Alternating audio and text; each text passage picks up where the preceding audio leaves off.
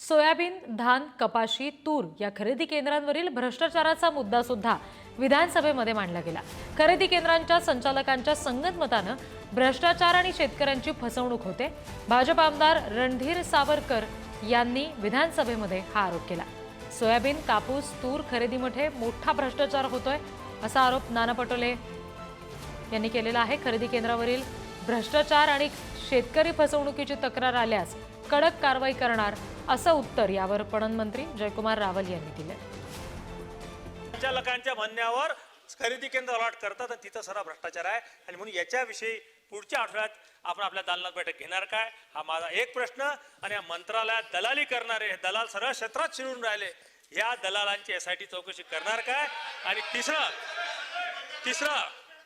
तुमच्याही काळात होते भास्करराव, हे ऐकून घ्या, याला राजकारण करू नका। हा दलाल काँग्रेसचं सरकार असताना कार्यरत होता, आताही आहे।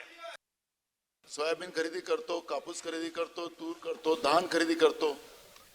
अध्यक्ष महाराज, या सगळ्या ठिकाणी मोठ्या प्रमाणात भ्रष्टाचार आहे। या अशा सगळ्या योजनेमध्ये राज्याच्या तिजोरीला किती पैशाचा चुना लागतो, ही योजना शेतकऱ्यांसाठी आहे, ही काही व्यापाऱ्यांसाठी किंवा मोठ्या दलालांसाठी नाही आहे। ते दलालाचा उल्लेख करत होतात म्हणून ही योजना शेतकऱ्यांच्या हितासाठी आहे, त्याच्या मालाला समर्थन मूल्य मिळावं त्यासाठी ही योजना आहे।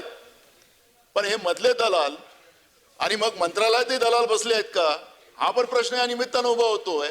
आणि अध्यक्ष महाराज, सरकारच्या तिजोरीवर डल्ला मारला जातोय शेतकऱ्याच्या नावाने। बऱ्यापैकी आपण सारच व्यवस्थित आपण काम करत असतो, तरी देखील काही तक्रारी येत असतात, त्यांच्यावर आपण कडक कारवाई करत असतो। आणि कडक कारवाई याच्या माध्यमातून होता येईल असं सोयाबीनच्या माध्यमातून मागच्या काळामध्ये 5,500 कोटी रुपयाची खरेदी झाली।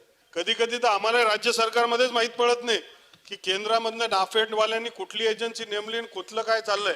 परंतु आम्ही ठरवलंय की ज्यावेळेस एखादी एजन्सी आणि या सगळ्या गोष्टी करतात आणि मात्र बदनामी आपली सगळ्यांची होत असते, तिथले पोलीस स्टेशन असतील, तिथले लोक असतील, या खरेदीवर ही लक्ष ठेवलं पाहिजे आणि चुकीचं काम कुठे होईल तिथे कडक कारवाई करण्यात येईल।